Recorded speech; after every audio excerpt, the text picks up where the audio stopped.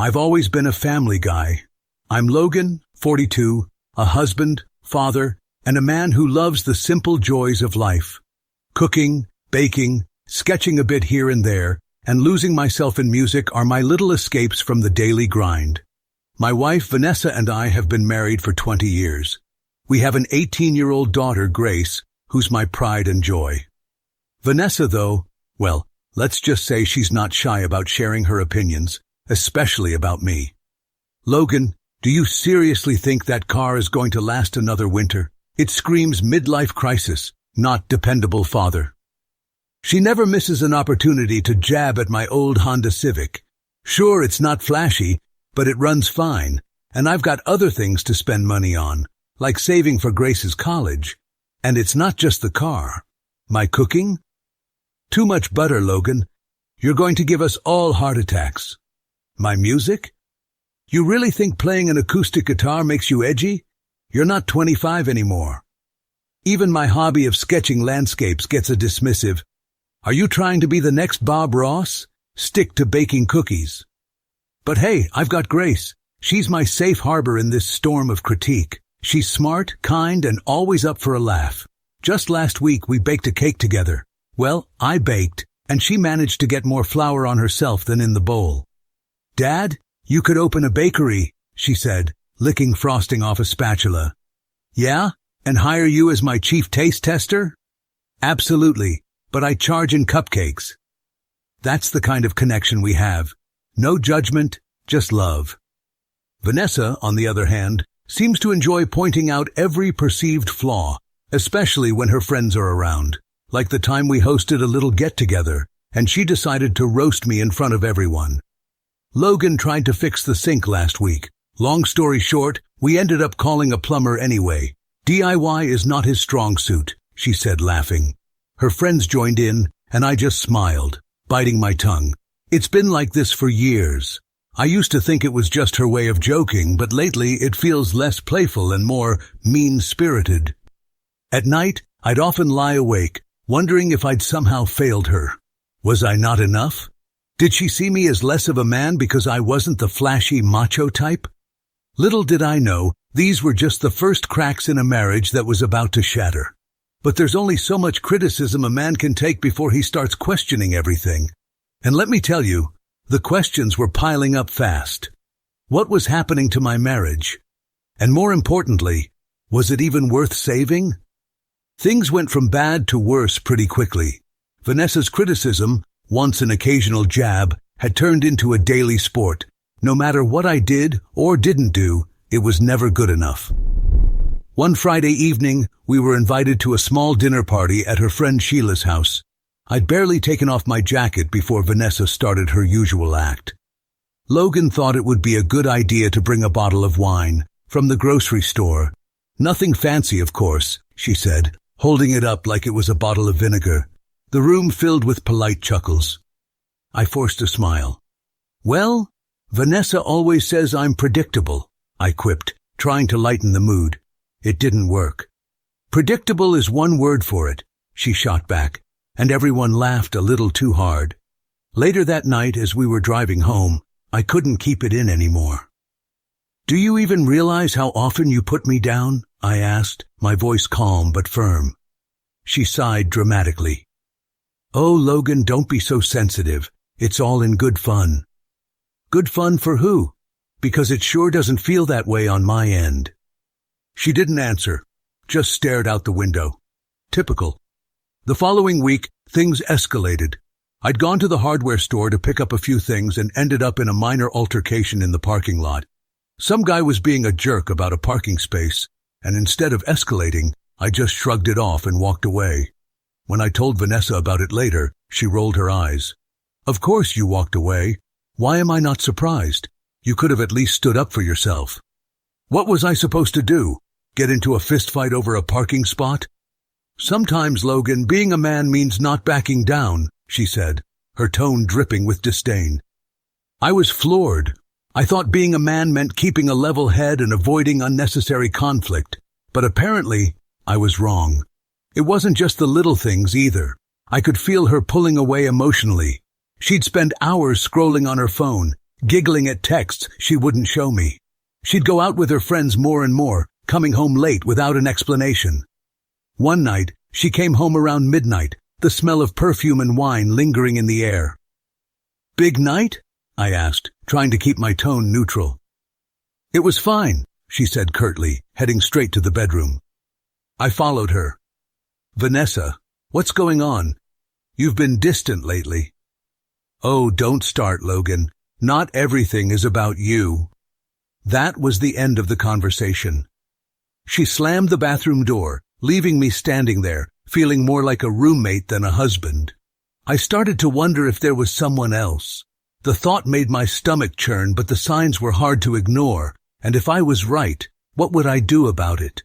The idea of divorce had always seemed distant, something that happened to other people, not us. But lately, I found myself lying awake at night, staring at the ceiling, and wondering if there was any saving this marriage. It wasn't just the criticism or the distance. It was the sheer lack of respect. The way Vanessa looked at me, like I was a burden instead of a partner. The way she dismissed my feelings like they didn't matter. It was exhausting. One morning, as I sipped my coffee and flipped through emails, I noticed an ad for a local law firm. "Protect your rights in divorce," it read. It felt like a sign. I clicked the link and spent the next hour reading about divorce laws, asset division, and custody arrangements. Not that Grace, at 18, would need custody, but still, it was overwhelming. That same afternoon, I made an appointment with a divorce attorney. His name was Mike, and he looked exactly how you'd expect a divorce lawyer to look. Sharp suit, slicked back hair, and an aura of quiet confidence. "So, Logan, what's going on?" Mike asked as I sat down in his office. I hesitated for a moment before laying it all out. The criticism, the emotional distance, the late nights, the gut feeling that something wasn't right. Mike listened carefully, jotting down notes. "It sounds like you've been unhappy for a while," he said finally. I nodded. "I don't know if I'm ready to pull the trigger, though. Divorce feels final." "It is," he agreed. "But so is staying in a marriage that's destroying you. The question is, what do you want for yourself, for your future?" That hit me hard. I'd spent so long trying to make Vanessa happy, trying to keep the peace, that I hadn't stopped to think about what I wanted. Over the next few weeks, I started quietly preparing. I gathered financial documents, checked our bank accounts, and even made a list of assets. I didn't tell Vanessa any of this. As far as she knew, everything was business as usual. But inside, I was crumbling. One minute, I'd feel relief at the thought of finally ending this toxic cycle. The next, I'd be consumed by guilt. What if I was making a mistake? What if I was throwing away 20 years of marriage over things that could be fixed? One night, as I was tucking Grace into bed, yes, even at 18, she still liked our little bedtime chats, she looked at me with concern. "Dad, are you okay? You've been really quiet lately." I forced a smile. "I'm fine, kiddo. Just a lot on my mind."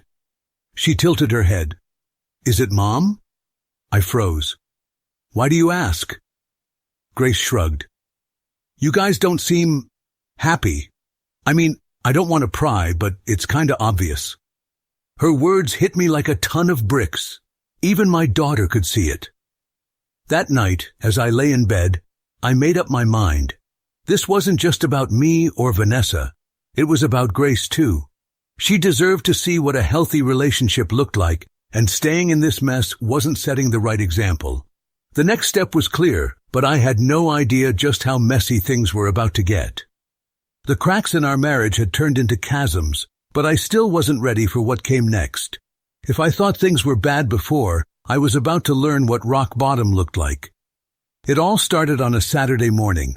I was at my usual coffee shop, scrolling through emails when my phone buzzed. It was a message from my friend Ethan. "Ethan, hey man, I wasn't sure if I should say anything, but I think you need to see this." Attached were 2 photos. In the first, Vanessa was sitting in a booth at some cafe with a man I didn't recognize. In the second, they were leaning across the table, locked in a kiss that was way more than friendly. My stomach dropped.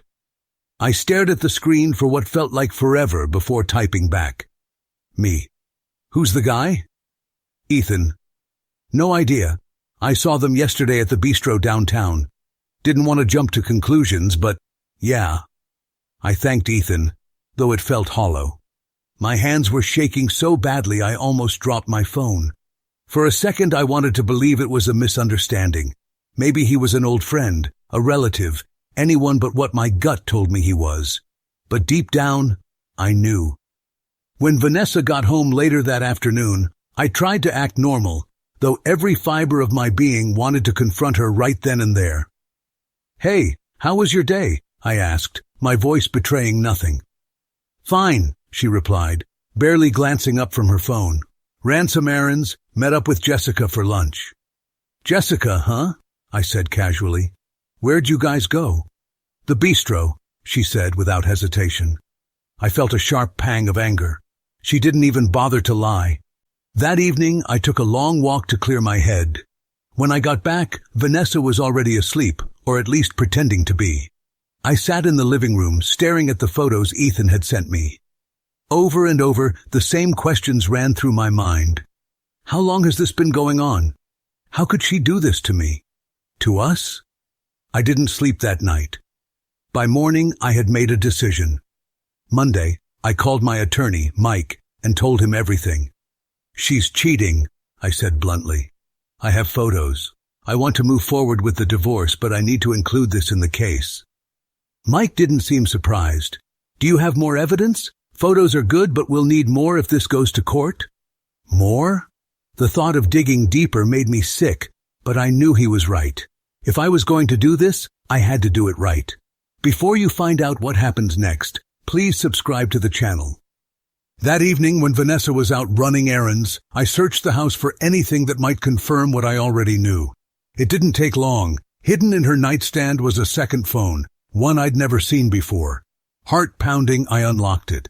The passcode was easy to guess. Our anniversary date, of all things. The messages hit me like a freight train. "Marcus, last night was amazing. Can't wait to see you again." Vanessa, "Me too. Logan's clueless as always. Same time Thursday?" I stopped reading after that. It was all there in black and white.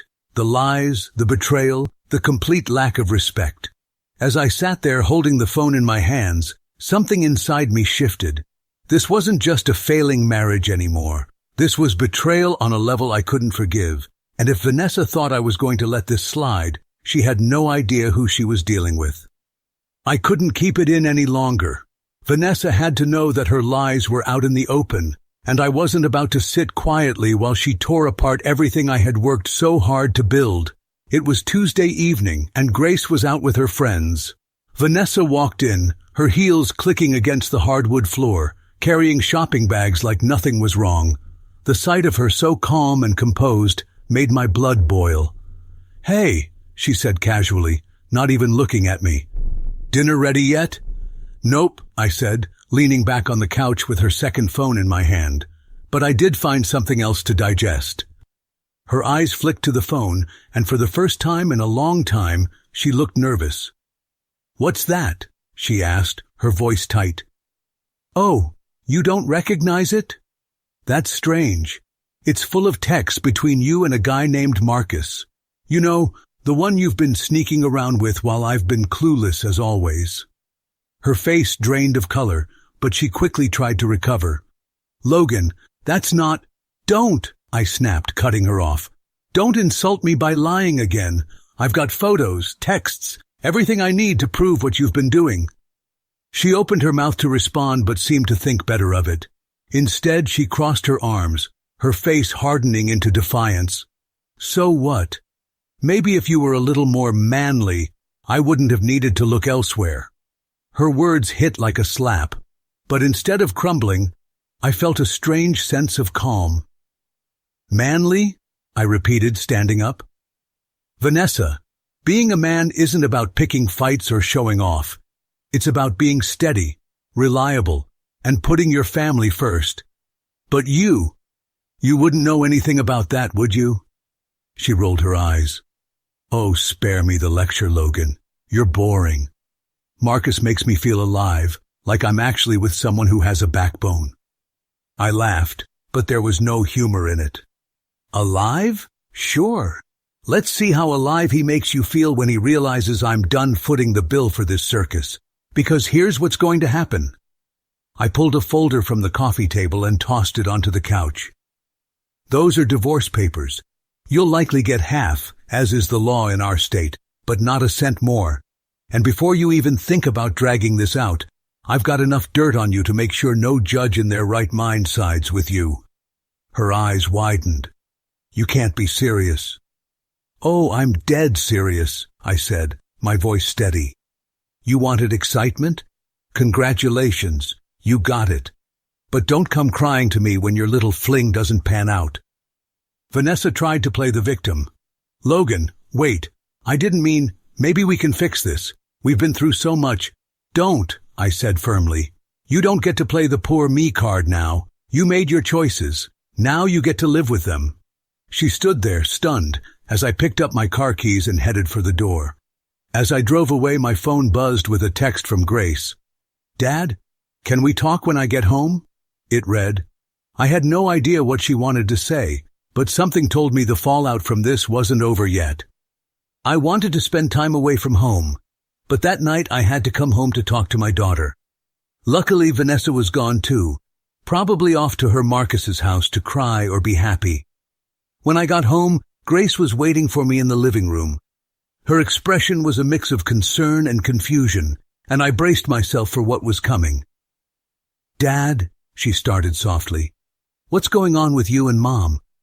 I sighed and sat down across from her. Grace, I don't want to sugarcoat this. Your mom and I, we're getting a divorce. Her eyes widened, but she didn't look entirely surprised. Why? I hesitated for a moment, debating how much to tell her. Grace was 18, old enough to handle the truth, but still my daughter, someone I wanted to protect. Let's just say there are things I can't overlook anymore. Your mom hasn't been honest with me, and it's not something we can fix. Grace sat back, processing my words. Is it because of Marcus? She asked quietly. My heart skipped a beat. What do you know about Marcus? I heard Mom talking to Aunt Sheila about him last month. She said he makes her feel special. Grace's voice cracked on the last word, and I could see the hurt in her eyes. I didn't want to believe it, Dad. I didn't know what to do. I leaned forward, taking her hand in mine. Grace, listen to me. None of this is your fault, okay? Your mom made her choices, and now we're dealing with the consequences. But no matter what happens between us, I'm always here for you. She nodded, tears welling up. I can't believe she'd do this to us. The day of the court hearing arrived, and I walked into that courtroom with my head held high. I wasn't here to play games. I just wanted what was fair. Vanessa, however, had other plans. She sat across from me with her high-powered attorney, looking every bit the picture of confidence. Her lawyer wasted no time painting her as the victim. Your Honor, he began smoothly, Ms. Vanessa has sacrificed so much for this marriage. She deserves the house, spousal support, and a larger share of their finances to maintain the lifestyle she's accustomed to. I couldn't believe what I was hearing. Vanessa, the same person who had criticized me for years and treated me like an afterthought, was now claiming she was the one who had sacrificed. Her lawyer continued, Vanessa has spent considerable time and effort caring for her appearance, which she believed was an essential part of maintaining her role as a wife and partner. Meanwhile, Logan remained emotionally detached, providing little support or affection. That was it. I couldn't stay silent. I leaned over to Mike, my attorney, who nodded, signaling that it was my turn. Your Honor, Mike began, standing up, let's address this sacrifice Vanessa claims to have made. Yes, she spent time and effort on her appearance, but not for the benefit of her husband or their family. She used marital funds to present herself in a way that, frankly, didn't include her husband. In fact, while Vanessa was focused on impressing someone else, my client has received nothing but criticism and emotional abuse over the years. Vanessa shot me a glare, but stayed quiet. Mike continued, Logan has spent years trying to be a supportive partner. He took on the financial burdens of this marriage only to be met with derision at every turn. Yet now, Vanessa is demanding the house, spousal support, and the lion's share of their savings. Your Honor, that is not fairness. It's exploitation. Vanessa's attorney, of course, had a rebuttal. Logan is mischaracterizing the relationship. Vanessa's expenditures were entirely appropriate for a woman fulfilling her duties as a wife. Mike didn't miss a beat. Your Honor, those appropriate expenditures included designer clothes, spa treatments, and luxury cosmetics, all while Logan drove a used car and worked tirelessly to provide for their family. Vanessa wasn't using those resources to maintain a household. She was using them to maintain a fantasy, one that excluded her husband entirely. The judge leaned forward, her expression unreadable. Ms. Vanessa, do you have anything to say in response? Vanessa stood up, her face flushed with anger. Yes, I do, Your Honor. I had to do all those things because Logan wasn't enough for me. He's boring, predictable, and weak. I wanted to feel alive, to feel valued. Is that so wrong? Her words echoed through the courtroom, and for a moment there was complete silence. Then Grace, who had been sitting quietly in the back, stood up. Your Honor, she said, her voice steady, I'm sorry to interrupt, but I can't stay quiet anymore. My dad isn't weak. He's the most caring, dependable person I know. And while my mom was spending money on herself, all she gave him in return was disrespect. He deserves better than this. The room fell silent again, and I couldn't help but feel a surge of pride for Grace. In the end, the judge ruled that the house would be sold, with the proceeds split evenly. Vanessa was awarded half of our savings, as expected, but no spousal support. The judge stated that her demands for a larger share were unreasonable and unsupported. As we walked out of the courtroom, Vanessa turned to me, her face a mix of anger and disbelief. You're going to regret this, Logan. You'll see. I met her gaze and said calmly, the only thing I regret is letting you treat me like a doormat for so long. The legal battle was over, but the emotional fallout was far from finished. Vanessa had lost more than just the court case. She had lost the respect of her family. And as much as I wanted to move on, I knew there were still pieces of my life to rebuild. The day the divorce was finalized, I felt a strange mix of relief and emptiness. It was over. Years of criticism, emotional distance, and betrayal finally behind me. But the silence that followed was deafening. The house, now half empty and stripped of its warmth, felt more like a reminder of what I'd lost than what I'd gained. Grace, as always, was my anchor. She stayed with me for a while, helping pack up old memories and reminding me that not everything had been bad. Dad, she said one evening as we sorted through boxes, I know this is hard, but honestly, I think this is the best thing for you. I nodded, grateful for her support. It's hard to see it now, kiddo, but I think you're right. I was adjusting to my new life. I sold the house, as per the court order, and moved into a modest small house. It wasn't much, but it was mine. For the first time in years, I felt like I could breathe. I started taking cooking more seriously. Turns out, I'm pretty good at it. Grace even convinced me to start an Instagram account for my recipes. Chef Logan wasn't exactly going viral, but it gave me something to focus on besides the past. Vanessa, on the other hand, wasn't adjusting so well. Word got around that her relationship with Marcus had fizzled out quickly. It turned out that her idea of strong and exciting didn't translate well into real life. Marcus was controlling, argumentative, and had little patience for her demands. From what I heard, their fights were legendary. I won't say for sure, but there were rumors that Marcus may have used physical force on Vanessa. One day, Grace came to my new home with an update I didn't expect. Dad, I support you and I didn't want to hang out with Mom, but I'm going to college soon anyway. So I figured Vanessa's still my mom, and I should keep in touch with her a little bit.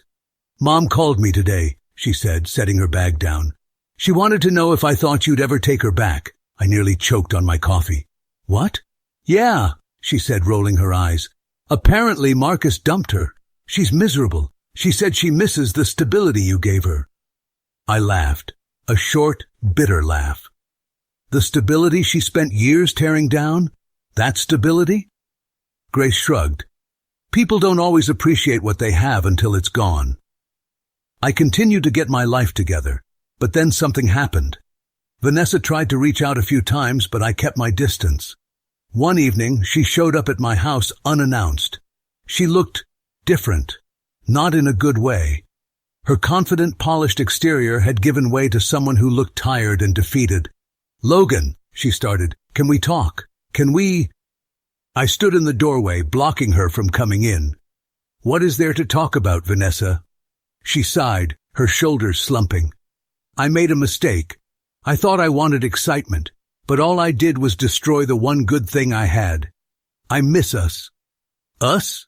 I repeated, my voice tinged with sarcasm. "Vanessa, there hasn't been an us for a long time. You made sure of that." Her eyes filled with tears, but I didn't feel the sympathy I might have felt before. "I know I can't undo what I did," she said, "but maybe we could start over." I shook my head. "Vanessa, starting over would mean erasing years of disrespect and betrayal. I've moved on. You should too." She stared at me for a long moment before nodding. "I guess I deserve that." "You do," I said quietly. "Goodbye, Vanessa." I closed the door and leaned against it, letting out a long breath. It felt like closing a chapter, not just of the night, but of my life. Months passed, and life started to feel normal again. Grace went off to college, and we talked almost every day. My cooking hobby grew into something bigger, and I even began teaching a local class once a week. Looking back, I realized that Vanessa's betrayal, as painful as it was, had given me something I never thought I'd have. Freedom. Freedom to live on my own terms, to rediscover myself, and to build a future that wasn't weighed down by constant criticism and doubt. If there's one thing I've learned, it's this: respect is the foundation of any relationship. Without it, everything else crumbles.